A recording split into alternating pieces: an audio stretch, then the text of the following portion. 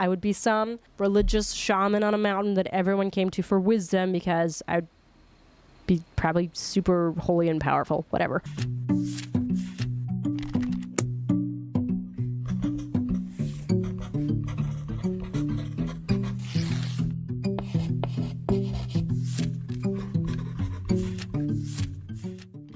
Hi guys, today I'm getting into part 2 on my video of radical surrender, or my inner life secrets as I'm referring to it, because it kind of is. It's like the secret sauce to how I live my life. In this video, I'm touching on the concept of why avoiding pain doesn't work. So getting into the whole problem of suffering and how does that connect to this idea of surrender and following. If you did not see part 1, I do recommend going back because this will make a little bit more sense in the context of part 1, but you can also just soldier ahead and see what I'm talking about here. So to recap briefly, I talked about the whole idea of following God, or even if you don't believe, even if you're non-religious, you don't believe in God, kind of following that like inner voice that helps us overcome ourselves and like pursue true virtue, or like our true strength and our deeper desires. And I touched on this before too, but the happiest people I know, like I know happy people who don't live this way, but the happiest people I know do. And I think the most miserable people I know live the opposite, right? That there's no openness. They're not trying to listen to anything. They're very focused in on themselves, and they can't kind of see past their own misery, frankly, and they get really, really stuck. And the ideas I'm getting into are not new. Like I had another video referencing Aristotle. The Stoics certainly talk about this, so you can check those out if you just want to get into the philosophy of accepting what we can't control and how that helps us face suffering. So much of our own suffering is caused by our desire for control. Like we want to have a handle on everything that happens to us, and we don't. I've been sick for 2 weeks now. Like so deeply frustrating. And the whole time I've been sick, I've been trying to kind of listen and say, okay, what is there for me in this time of being sick? Like, how can I grow from this? What is the good here? But it's been tough. If I had the free choice, I never would have gotten sick. I tried pretty hard to control it and be like, no, we're not getting sick. And then I did anyways. And here we are. Like, my voice is weird today, but that's okay. But that's what we do. We do that in huge areas of our lives. Like I want to guarantee, right? And we know this. When someone goes deep into this, it causes problems. I'm going to make this person love me. Okay, good luck. I'm going to guarantee that I get this promotion. You can work really, really hard, and that's not a bad thing. Maybe you will get the promotion, but if you don't, what'll happen to you? Like, are you going to be okay, or are you going to fall to pieces because you needed that? How tightly we're holding on to a certain outcome often correlates very directly with how stressed or anxious or generally miserable we also happen to be. Like a lot of our suffering is caused by our own interior disposition. So often we see God as sort of a selfish taskmaster, like you're going to suffer until you do it my way. But philosophically, logically, it also makes sense that if you had a loving God who wants you to be happy, when you disregard like all of the guidance he's giving you in your life, you would also be miserable.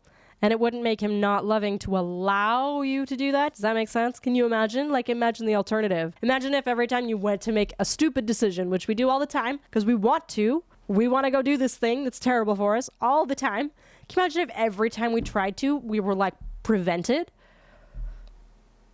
That would not be cool. We would be so mad at God. We would be so mad. We would be furious. We'd be like, you never let me do anything. But when he lets us do it, we're like, you hate me and you always cause me pain. Okay. So I think God gets the short end of the stick in this whole situation.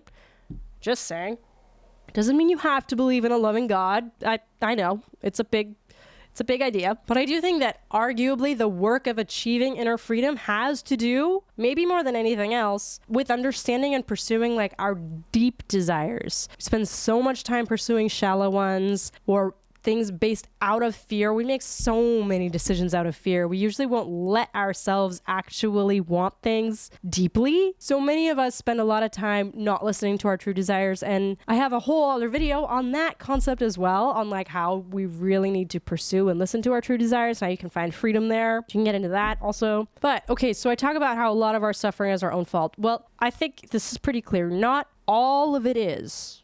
For sure. Not all of it is, right? So like I said, I've been sick for 2 weeks, and I can and have been trying to accept that very peacefully, to not let it cause me a lot of angst. Been semi-successful. We've had some angst, but not as much as I would have had a couple years ago because I've gotten better at listening and accepting, which is something I practice. But even if I'm very peaceful about it, I'm still suffering. Like, I've still been feeling crappy. I still had a fever for 2 days. I've had trouble breathing. Like, that's painful.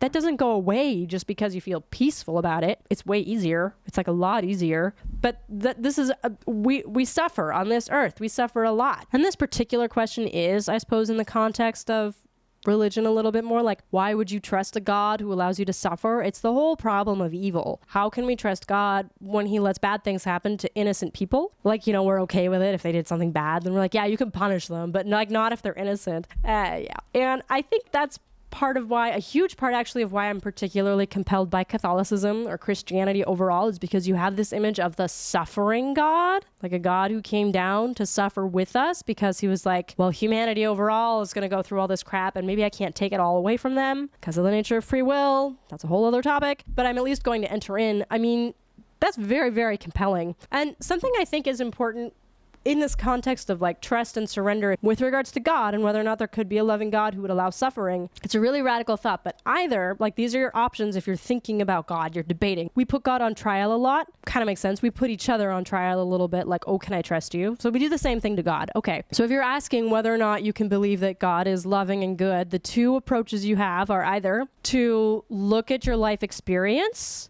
So this is how we treat other people, right? We look at, oh, how are my interactions with you? Like, what have you done for me? How have you treated me? Can I trust you? We do that with humans. It makes very good logical sense. We should do that with humans. So we want to do the same thing with God and say, well, are you good to me? And then when we have suffering in our lives, we're like, well, no, you're not good to me, so I don't trust you, right? Kind of makes sense. Like, I can see that, but it's God, not a person. And to what extent is our suffering sent from God? Hopefully not. Hopefully none of it is like him being like, here, be cursed. I don't think so. I don't believe that because I believe in a loving God. So the alternative is that you look at all of your experiences, and this is a really radical way of thinking, but you look at all of your experiences and presuppose that they were only permitted by a loving God.